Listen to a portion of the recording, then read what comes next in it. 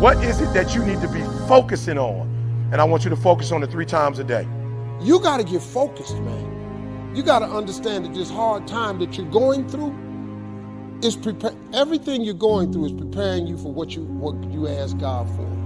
Every trial and tribulation you go through prepares you for the life God has for you. There are many people who believe because of where they're born, because of the area where they are in life and where they find themselves, that's all they know.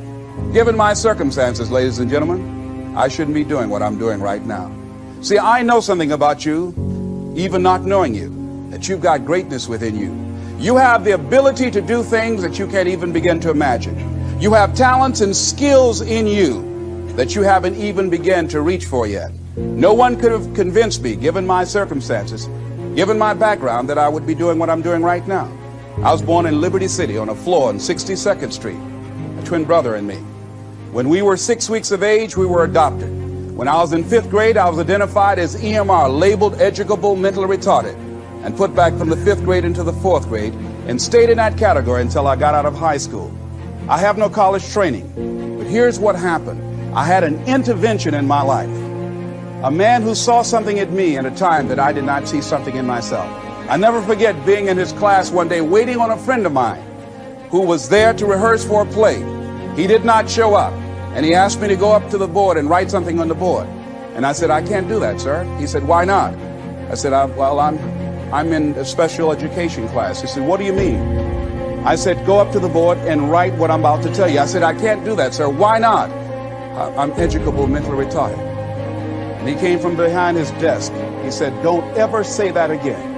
Someone's opinion of you does not have to become your reality. And that changed my life. It was Oliver Wendell Holmes who said that once a person's mind is expanded with an idea or a concept, it can never be satisfied to going back to where it was. So some of you are going to experience a breakthrough. Some of you are going to go back and look at your dreams and brush them off. Some of you are going to begin to look at yourself and say, hey, look here, I know I have not done all that I can do. Whatever goal that you have in mind, I want that to be a goal that will challenge you, something that will make you stretch. It was Osborne who said, unless you attempt to do something beyond that which you've already mastered, you will never grow. What is it that you looked at some point in time and you decided that you couldn't do it, that you talk yourself out of it? Whatever it is, bring it back out there. How you're going to do it, that will come to you in due time. So you don't get in life what you want, ladies and gentlemen. You get in life what you are, not what you want. And see, the good news is that we can always become more by working to develop ourselves. So the first process of making this your decade, you've got to begin to take a look at your life and look at where are you right now? What are your strengths? What are your weaknesses? What gives your life a sense of fulfillment, a sense of joy? What does a full, rich life means to you? What is it that you could love doing 7 days a week that'll bring a smile to your face? Think about that. In all the areas of your life, your professional life, your personal life, your family life, your spiritual life, what is it that you'd like to have? Once you begin to determine that, that takes you to the next step. And that is, once you decide what it is that you want, now you've got to decide that you deserve that. Repeat after me, please. I deserve the best that life has to offer. I deserve to find my purpose in life. Shake somebody's hand on your right and left and say, find your purpose.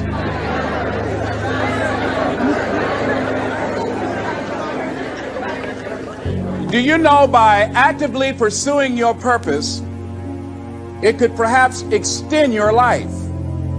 The number one killer in this country of all the diseases we have, heart disease, it's the number one killer. And if you ask most people, when is it that the majority of people have their first major heart attack? Some people will tell you as a result of obesity, or smoking cigarettes, or high cholesterol, or high blood pressure. And all of those are contributing factors. However, the truth of the matter is that most people don't realize that the majority of people suffer their first major heart attack on Monday morning between 8 a.m. and 9 a.m. People getting ready to go to jobs that they don't like, jobs that are making them sick. You see, when you're not pursuing your goal, you are literally committing spiritual suicide. When you have some goal out here that you're stretching for and reaching for that takes you out of your comfort zone, you'll find out some talents and abilities you have that you didn't know you have. I started speaking just to elementary school kids because I knew they didn't know what I was talking about. And they gave me all kind of standing ovation. We like you, yeah. Then I graduated up to junior high school and then to senior high school and then to various community groups and church groups and civic associations and then to colleges and to businesses. Now I'm traveling across the country and then traveling nationally and internationally. But I never would have discovered what I'm able to do right now if I wasn't willing to take a chance. You've got to be willing to do that. You've got to believe in yourself. Where will you be in your business, in your life in 36 months? Not because you hope, because you decide. Everyone in this room knows how to create. You're not a manager of your life, you're a creator of your life, or you wouldn't be in this room. How do you create your life? You get hungry for something, don't you? Who has done something in your life that once seemed difficult or impossible, and now it's part of your life? Who's got something in your life in this area? Say I. How did you do it? You created it 3 ways. Number 1, you decided there's something you wanted so bad that you unleashed all your desire. You became obsessed with it. If it was a business or a car or a relationship or a transformation in your body, if there's something you once envisioned and now it's real, it's because you didn't just envision it, you brought so much emotion to it that now it's in your life. It was once a dream, it was once a goal, and now it's in your life. How many have something like that in your life now? Say I. You may take it for granted now, hopefully not, but it was once just a vision. It may have seemed impossible at one time. So how did you do it? You started with a concrete vision of what you wanted, and you focused on it continuously, didn't you? Wherever focus goes, energy flows. You envisioned something, you got clear about it, and then you started thinking about all the reasons why you wanted it. You got excited about it. Said, this is what's next for me now. I want this. You may have dreamed about it, thought about it, talked about it. But when you focus on something continuously, something magical happens. You get insights, don't you? You overhear a conversation and you hear something you wouldn't have heard if you didn't have that outcome or goal that you wanted so badly. Do you realize that every day you thought you wasn't gonna make it? Do you remember them days where you thought it was absolutely unbearable and you thought you wasn't gonna endure that one? Do you know that your survival rate for every last one of them bad days is 100%? Your track record for surviving bad days is 100%. That's a fact. Your track record. You batting 1,000. You done survived every funky day you ever had. You survived every hater. You survived all the evictions. You survived the firings. You survived all the tell you no, we ain't hiring. You survived all the trouble you ever been in. Your survival rate is 100%. 100%. When you jump, your parachute not gonna open right away. The problem with jumping is every successful person I know has jumped. When you jump, it allows your parachute to open and you to sail through life within your gift. But when you first jump, your parachute don't open right away. That ain't how it works. If it opened right away, everybody would jump. When you first jump, you in an uncontrollable fall. It's almost like you're spinning out of control. But you gotta stay with the jump because eventually God will put the necessary air up under your parachute and you'll be in the air like you're supposed to. But you're just going through the process.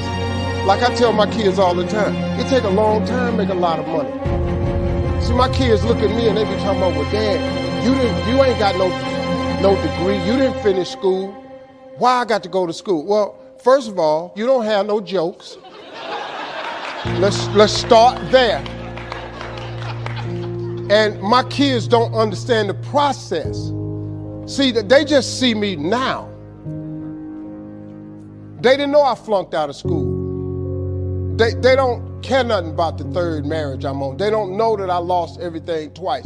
They wasn't around when I was homeless and I lived in the car for 3 years. They didn't see the process. What most people do is to give up before God give you the gift. See, when you ask God for something, he boxes it up and he ships it immediately. But you have to remain on Faith Street in order to receive the gift. The problem is when God boxes up the gift and he ship it to you, he never gives you the date that the package is going to arrive. He'll never tell you that. Most people move off Faith Street before the package get there.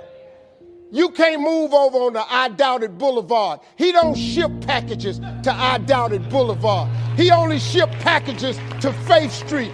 You can't get over there on I Don't See House Circle. He don't ship nothing to I Don't See House Circle. So when you move out of faith, the package got to go back to sender. That's what happens. So you have to stay. You have to stay in the process and complete the fall. You're going to get cut up on the rocks. You're going to get your skin tore up. You're going to lose loved ones along the way. You're going to lose friendships along the way. Might lose your car, your job along the way. You might lose your house. But trust and believe that God got you. Name one time he ain't ever had you. That God I serve that done this for me, he'll do the same thing for you.